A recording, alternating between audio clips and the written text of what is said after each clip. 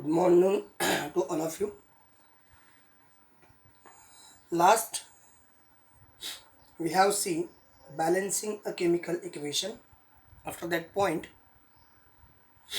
a concept is that always remember. What we have always remember. The thing is to be that one. What we have always remember. The thing is to be that one. Law of conservation of mass. This concept is already learned in last year. That means ninth standard. What is the law of conservation of mass? Masses of the reactant before reaction is exactly equals to masses of the product after reaction is called law of conservation of mass. For example, masses of reactant before reaction is exactly equals to masses of a product after reaction. That is law of conservation of mass. For example, NaOH reacts with HCl formation of NaCl plus H2O. It is a fully neutralized reaction or neutralization reaction. In this reaction, NaOH, that is called as sodium hydroxide, HCl, it is a hydrogen chloride or hydrochloric acid. NaOH, sodium hydroxide,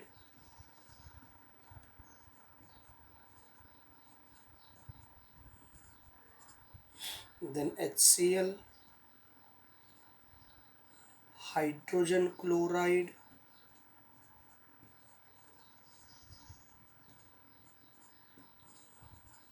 or hydrochloric acid,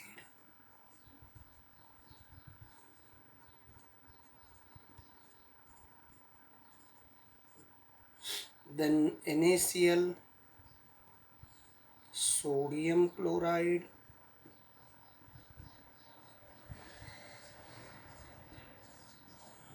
and H2O हे सांगायची गरज नाही, that is a water. These are the component in the chemical reaction. So according to the law of conservation of mass, masses of the reactant before reaction is exactly equals to masses of product after reaction. So how it is find? How it is clear? This statement is how prove. So masses of the NaOH, mass of NaOH is 40. Mass of HCl is 36.5. So total addition is 76.5. So here is mass of NaOH is 58.5 plus mass of H2O is 18. So it is a 76.5. So आता बऱ्याच जणांना प्रश्न पडला असेल की हा 40 कुठून आला, हा 36 कुठून आला. या दोघांची ॲडिशन ही आहे. या ठिकाणी 58 पॉईंट कुठून आला आणि 18 कुठून आला, या दोघांची ॲडिशन हे करेक्ट आहे. There is no doubt about. याला म्हणायचं law of conservation of mass. Masses of रिॲक्टंटचं मास आहे.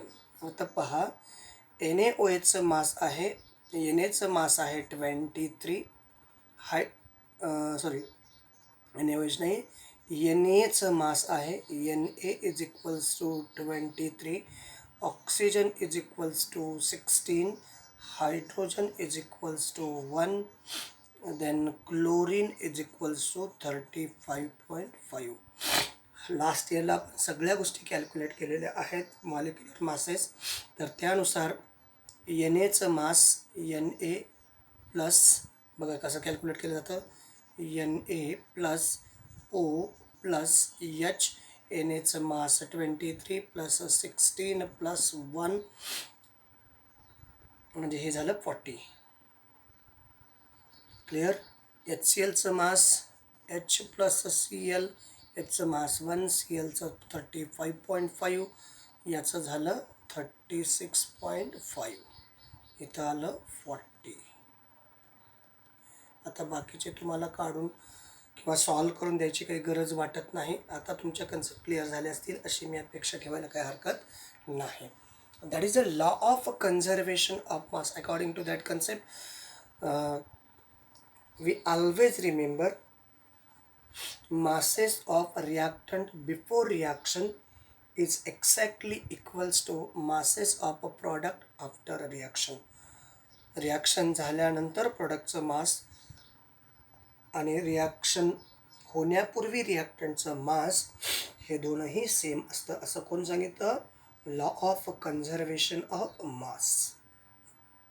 So that is a concept under always remember. हे नेहमी लक्षात ठेवायचं आहे. रिॲक्शन झाल्यानंतर जे काही रिॲक्टंटचं मास असेल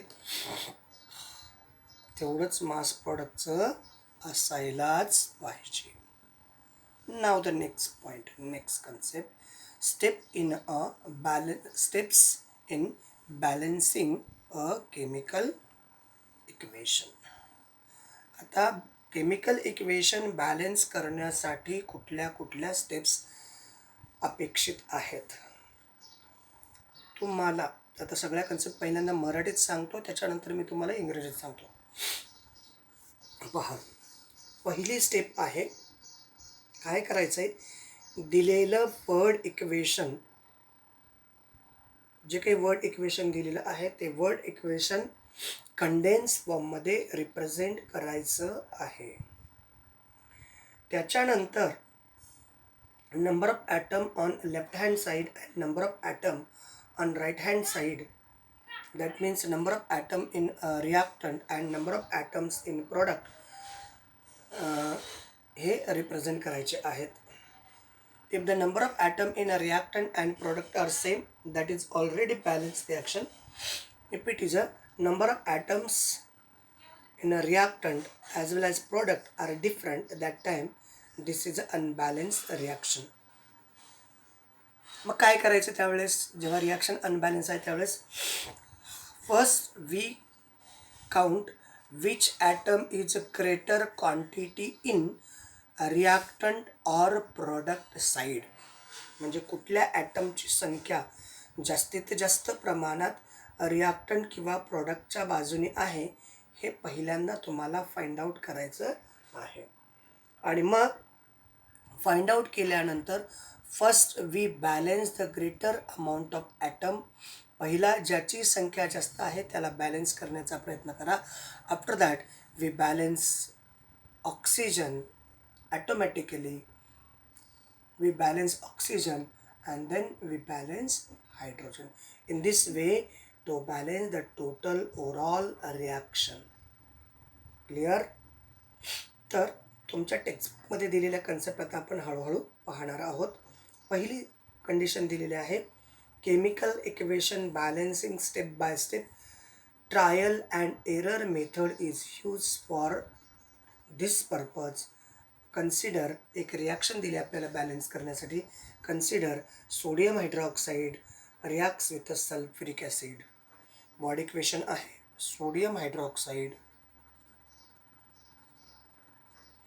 रिॲक्ट्स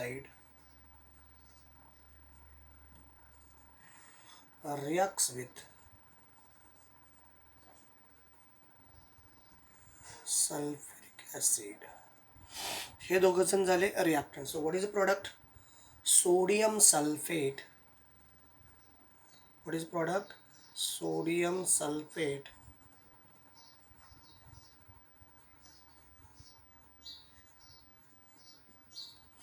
प्लस वॉटर.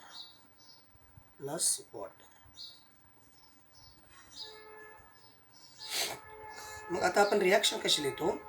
हे दिलेलं वर्ड इक्वेशन आहे. आता या वर्ड इक्वेशनला आपण कंडेन्स फॉर्ममध्ये मांडणार आहोत. राईट, पहिले स्टेप्स आहे, write the chemical equation form the given word equation. दिलेलं वर्ड इक्वेशन आपल्याला केमिकल फॉर्ममध्ये लिहायचं आहे. Sodium hydroxide NaOH plus sulphuric acid H2SO4 formation of sodium sulphate Na2SO4 plus water H2O. It is a step number first. Step first झाली. आता आपल्याला काय करायचं, पहिली स्टेप झाली, दिलेलं वर्ड इक्वेशन आपण सिम्बॉलिक फॉर्ममध्ये म्हणजे कंडेन्स फॉर्ममध्ये रिप्रेझेंट केलेलं आहे. दुसरं काय ठरवायचं आहे, ही रिॲक्शन बॅलन्स आहे किंवा अनबॅलन्स आहे हे फाइंड आउट करण्यासाठी step number second, whether the equation is balance or not by comparing the number of atoms of various element present in two sides of the equation. That means या chemical रिॲक्शनमध्ये रिॲक्टंटच्या साईडमध्ये असणारे ॲटमची संख्या आणि प्रॉडक्टच्या साईडमध्ये असणारे ॲटमची संख्या सेम आहे किंवा नाही हे आपण आयडेंटिफाईड करणार आहोत. तर मग आपण LHS RHS हे मांडूयात. मग या ठिकाणी रिॲक्टंट, त्याच्यानंतर इकडं लिहू आपण प्रॉडक्ट, त्यालाच आपण म्हणू LHS, इकडं म्हणू RHS, इकडं म्हणायचं आपण element,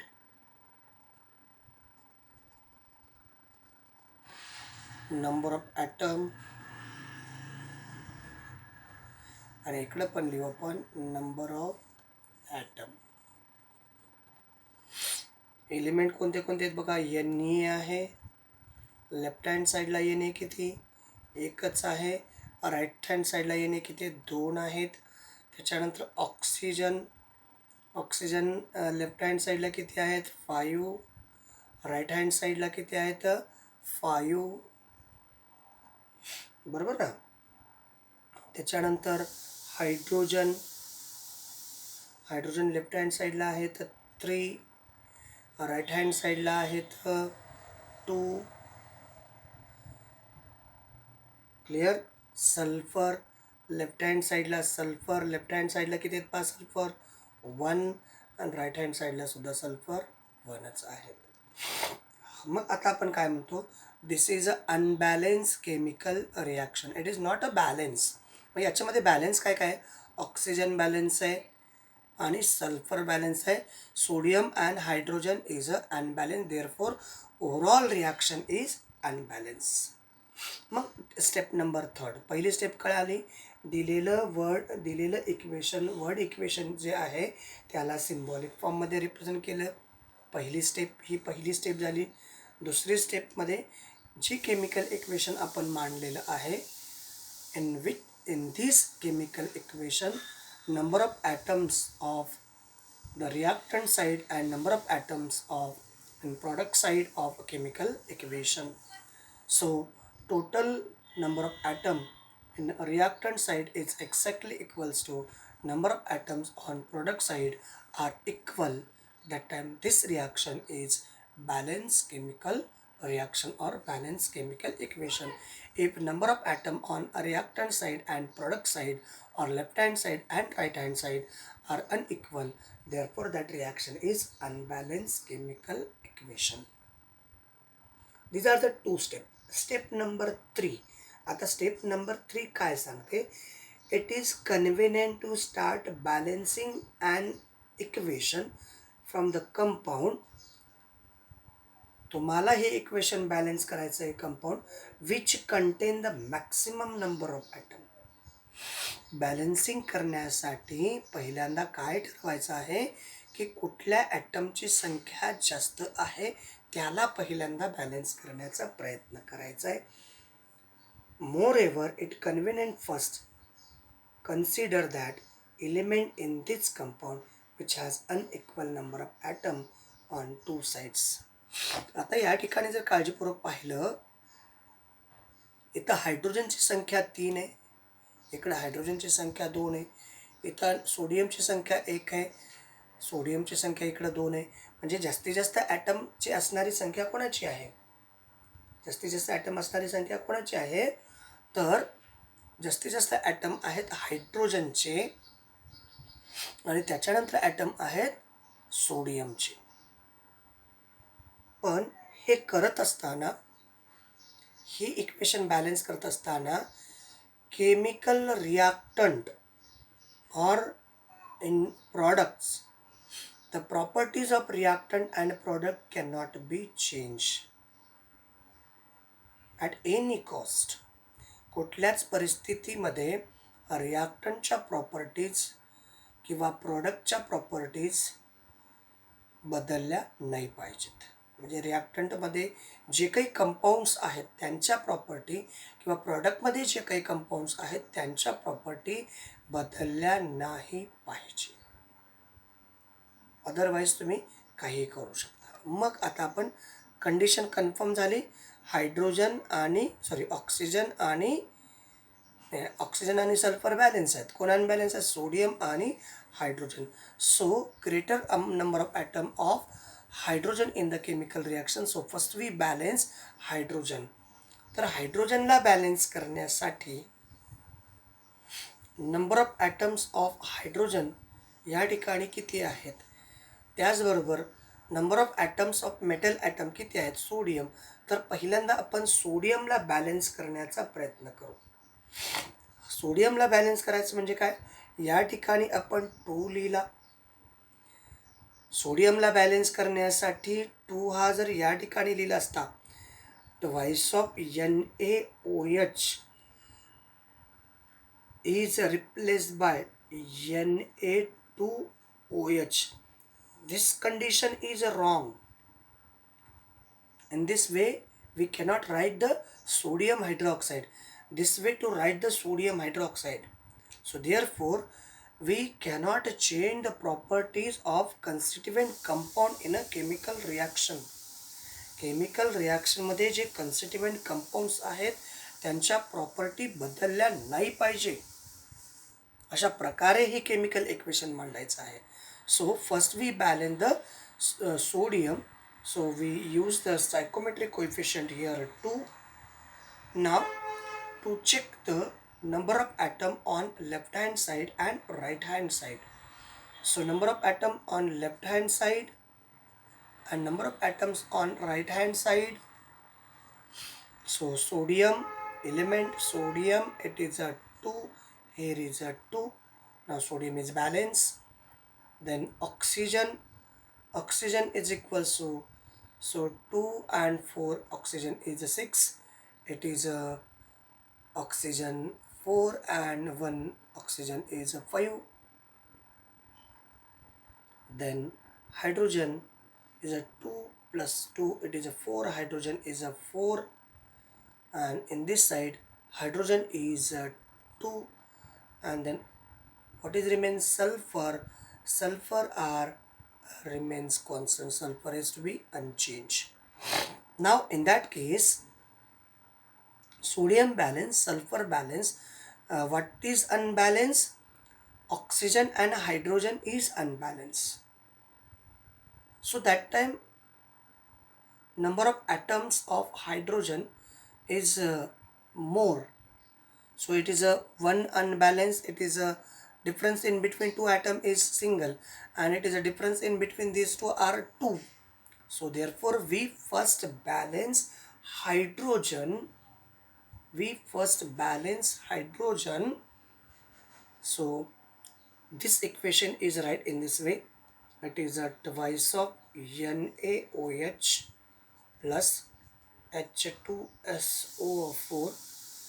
We balance hydrogen on right hand side. So there is a Na2SO4 plus twice of H2O. So by balancing chemical equation, by increasing number of atom of hydrogen, now the equation number of hydrogen, sodium is 2, number of oxygen, it is a 2 plus 4 is a 6, it is a 4 plus 2, it is also 6. Number of hydrogen atom, 2 plus 2 4, it is a 2 into 2, this side is hydrogen is 4 and sulfur is same. So therefore this reaction is balanced chemical reaction. Without change the properties of constituent compound in a chemical reaction, chemical रिॲक्शनमध्ये जे constituent compounds आहेत त्यांच्या property न change होता आपण ही reaction balance केलेली आहे. So these are the and final balance equation आपण त्या ठिकाणी राईट केलेली आहे. क्लिअर? तर अशा प्रकारे आपण कुठलीही केमिकल इक्वेशन पहिल्यांदा काय करायचं, पहिली स्टेप आहे दिलेलं केमिकल इक्वेशन बॅलन्स करण्याचा प्रयत्न करण्यासाठी दिलेलं वर्ड इक्वेशन हे कंडेन्स फॉर्ममध्ये म्हणजे सिम्बॉलिक फॉर्ममध्ये लिहायचं. दुसरी स्टेप आहे दिलेलं इक्वेशन बॅलन्स आहे किंवा अनबॅलन्स आहे हे आयडेंटिफाय करण्यासाठी number of atoms on left hand side म्हणजेच reactant side and number of atoms on right hand side म्हणजे प्रोडक्ट साईड हे लिहायचे. दोनही बाजूचे नंबर ऑफ ॲटम जर सेम असतील, रिॲक्टंट आणि प्रोडक्ट साईडचे नंबर ऑफ ॲटम जर सेम असतील तर ती रिॲक्शन बॅलन्स आहे असं आपण म्हणतो. जर ते दोन कन्स्टिट्युएंट बॅलन्स नसतील तर त्याला आपण अनबॅलन्स केमिकल इक्वेशन असं म्हणत असतो. ज्यावेळेस ती रिॲक्शन अनबॅलन्स आहे त्यावेळेस बॅलन्स करण्यासाठी कोणत्या ॲटमची संख्या कोणत्या बाजूनी जास्त आहे त्याला पहिलं बॅलन्स करण्याचा प्रयत्न करा. सुरुवातीला सोडियम ॲटमची संख्या ही जास्त होती म्हणून सोडियमला आपण बॅलन्स करण्याचा प्रयत्न केला. सेकंड टाईम हायड्रोजन ॲटमची संख्या जास्त होती म्हणून हायड्रोजन ॲटमला बॅलन्स करण्याचा प्रयत्न केला without changing the properties of the compound. कंपाऊंडच्या प्रॉपर्टी न चेंज होता आपण ते बॅलन्स करण्याचा प्रयत्न केला. अँड जेव्हा आपण हे सर्व बॅलन्सिंग केलं तेव्हा total number of atom on left hand side आणि total number of atom on right hand side that time overall म्हणजे फोर्थ नंबरची स्टेप आहे write down the final balance equation. आणि फायनली ही रिॲक्शन आता बॅलन्स झालेली आपल्याला पाहायला मिळते आहे. मग पुढं काय करायचं आहे, तुम्हाला एक क्वेश्चन विचारलं आहे यूज युअर ब्रेन पॉवरमध्ये तीन क्वेश्चन आहेत. एक आहे identify the reactant and product of equation 6. Equation 6 म्हणजे कोणतं आठवते का? इक्वेशन 6 कुठलं आहे? इक्वेशन 6 इज वनस्पती घी, formation of vanaspati ghee, vegetable oil, reduction of vegetable oil and converted into vanaspati ghee. This equation is reactant and product is identified. तर equation 6 मध्ये कोण रिॲक्टंट आहे आणि कोण प्रोडक्ट आहे हे आयडेंटिफाय करायचं आहे. तर रिॲक्टंट कोण आहे? रिॲक्टंट आहे vegetable oil and hydrogen gas and product आहे vanaspati ghee. Write down the steps in balancing the equation. तर याच्या बॅलन्सिंगच्या स्टेप्स आपल्याला मांडायच्या आहेत. त्याच्यानंतर write down the balance chemical equation for following reaction आणि write down the physical state of reactant and product in the following reaction. असा हा यूज युअर ब्रेन पॉवरमध्ये असणारे 3 क्वेश्चन आपण नेक्स्ट व्हिडिओमध्ये घेणार आहोत. तोपर्यंत आपण याच ठिकाणी थांबूयात. थँक्यू. Thanks lot.